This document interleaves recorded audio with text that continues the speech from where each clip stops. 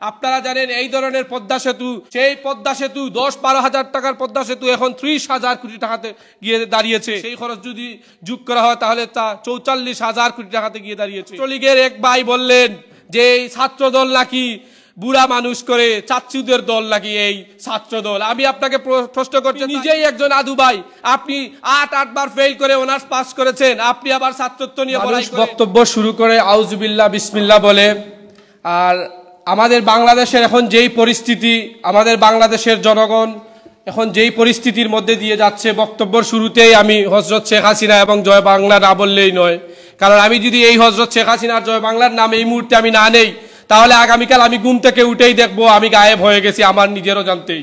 প্রথমে আমি আমাদের বাংলাদেশের যেই দ্রব্যমূল্যের যেই অবস্থা, যেই ঊর্ধ্বগতি, এই বিষয়ে কিছু বলতে চাই। আমি শেখ হাসিনাকে বলতে চাই, আপনি কি কখনো একদিন কোন মজুরের সাথে কথা বলেছেন? কখনো কি আপনি কোনো রিক্সাওয়ালার সাথে কথা বলেছেন? কখনো কি আপনি চায়ের দোকানে বসে এক কাপ চা খেতে খেতে জনগণের দুঃখের কথা শুনেছেন? আজকে আমরা দেখেছি আমাদের গত 10-15 বছর আগে টিএসির বাসের পেছনে মানুষ, ট্রাকের পেছনে চাল ডাল কেনার জন্য মানুষ দৌড়াতো 10 থেকে 20 জন।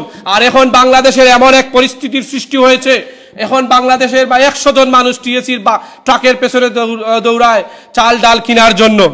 আমাদের এই প্রাইম মিনিস্টার শেখ হাসিনা বললেন বাংলাদেশ নাকি এখন স্বাস্থ্য খাতে এবং বাংলাদেশ নিরাপত্তায় নাকি স্বয়ংসম্পূর্ণ। আমি স্মরণ করিয়ে দিতে চাই, আমাদের বুয়েটের মতো একটি শিক্ষা প্রতিষ্ঠানে আব্রাহারের মতো একজন মেধাবী ছাত্রকে এই ছাত্রলীগ দ্বারা নির্মমভাবে হত্যা করা হয়েছে। তারপরে আমাদের ঢাকা বিশ্ববিদ্যালয় হচ্ছে গিয়ে একটি মুক্ত বুদ্ধি চর্চা করার জায়গা। এই ঢাকা বিশ্ববিদ্যালয়ে একজন ব্লগারকে এবং তার স্ত্রীকে কুপিয়ে হত্যা করা হয়েছে, যা বাংলার মানুষ এখনো ভুলে নাই। আপনারা বলেন স্বাস্থ্য খাতে নাকি বাংলাদেশ অনেক উন্নতি করেছে, অবশ্যই অনেক উন্নতি করেছে। তার নজির আমরা ঢাকা বিশ্ববিদ্যালয়ে একজন ব্যক্তিকে মৃত সার্টিফিকেট দেওয়ার পরেও সে কিভাবে আজিমপুরে গিয়ে জীবিত হয়ে ওঠে আমি নিজেই তা বুঝতে পারি না। তারপরে আমাদের এখন তো এই সরকারের দুর্নীতির কিছু নমুনা যদি না বলি তা নয়। এই সরকার, আপনারা দেখেছেন যে আমাদের বর্তমান বাংলাদেশের যেই পরিস্থিতি, আমরা 1200 কোটি টাকা খরচ করে আমরা রুবট সুফিয়াকে ভাড়া করে নিয়ে আসি আমাদের এই বাংলাদেশে। তারপরে আমরা 90 কোটি টাকা খরচ করে আমরা মানব পতাকা বানাই। আমরা 3000 কোটি টাকা খরচ করে আমরা মহাকাশে আমরা রকেট পাঠাই। আর আমার সিলেটের মানুষ বন্যায় জর্জরিত 13 লক্ষ মানুষের জন্য তারা মাত্র 10 লক্ষ টাকা ক্যাশ এবং কিছু খাদ্য সামগ্রী বিতরণ করছেন। এই হচ্ছে গিয়ে আমাদের দেশের পরিস্থিতি। আর দুর্নীতির কথা যদি বলি, এই বাংলাদেশ, এই সরকার ক্ষমতায় থাকা অবস্থায় বাংলাদেশ তিনবারের চাইতে আরো বেশি দুর্নীতিতে নাম্বার 1 হয়েছে। এই পদ্মা সেতুর কথা না বললেই নয়, 2009-10 সালে এই পদ্মা সেতুর সর্বোচ্চ বাজেট ছিল আপনার 10,000 কোটি টাকা। আপনারা জানেন এই ধরনের পদ্মা সেতু ইন্ডিয়া অথবা চায়নাতে তৈরি করতে মাত্র আপনার 10 থেকে বেশি গেলে 10-12 হাজার কোটি টাকা যায়। সেই পদ্মা সেতু 10-12 হাজার টাকার পদ্মা সেতু এখন 30,000 কোটি টাকাতে গিয়ে দাঁড়িয়েছে। আর তার সাথে যদি রেলের যেই খরচটা গেছে সেই খরচ যদি যোগ করা হয় তাহলে তা 44,000 কোটি টাকাতে গিয়ে দাঁড়িয়েছে। আমরা মানলাম 15,000 টাকা সর্বোচ্চ খরচ, তাহলে বাকি 25,000 কোটি টাকা গেল কোথায়? এই সব গিয়েছে এইসব রাঘব বুয়ালদের পেটের মধ্যে।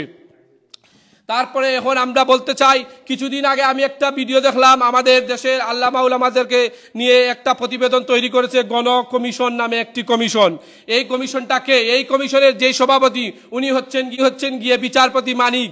এই মানিক উনি হচ্ছেন গিয়ে আপিল বিভাগের বিচারপতি। কি বিচার আপনি করেছেন, মহাবিচার করেছেন, তা অবশ্যই আমরা দেখে নিব যখন সরকার পতন হবে ইনশাআল্লাহ।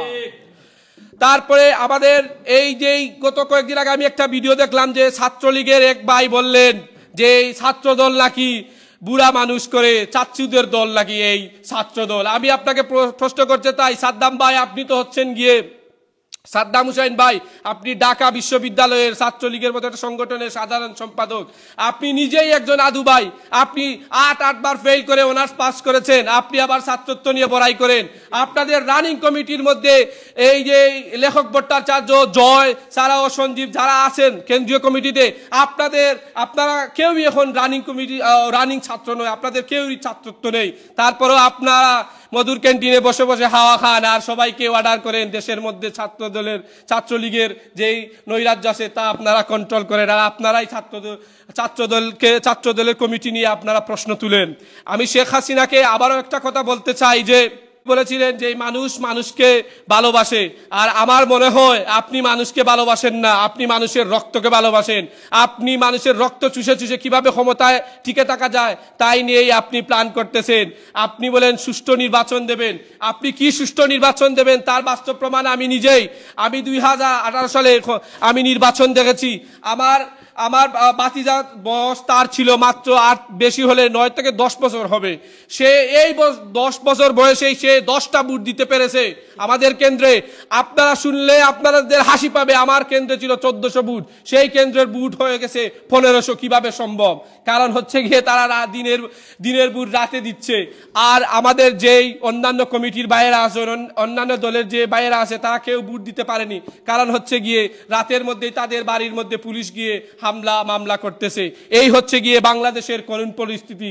আমি অবশেষে বলতে চাই এখন সময় এসেছে জাগার, এখন সময় এসেছে এই অন্যায়ের বিরুদ্ধে নিজেদেরকে রুখে দাঁড়ানোর। কারণ আজকে যদি আমরা রুখে না দাঁড়াই তে আগামীতে আমাদেরকে আরো পস্তাতে হবে। এই জালিম সরকারকে যে কোনো মূল্যে বাংলার মাটি থেকে বিতাড়িত করে বাংলাদেশে আবারও সুশাসন প্রতিষ্ঠা করতে হবে। সবাইকে অসংখ্য ধন্যবাদ। ফাইট ফর রাইট ইন্টারন্যাশনালের সভাপতি রাহানুদ্দিন ভাই এবং সাধারণ সম্পাদক বুরহানুদ্দিন চৌধুরী ভাই সহ অন্যান্য সব অ্যাক্টিভিস্ট সবাইকে আমার পক্ষ থেকে অসংখ্য ধন্যবাদ। আসসালামু আলাইকুম।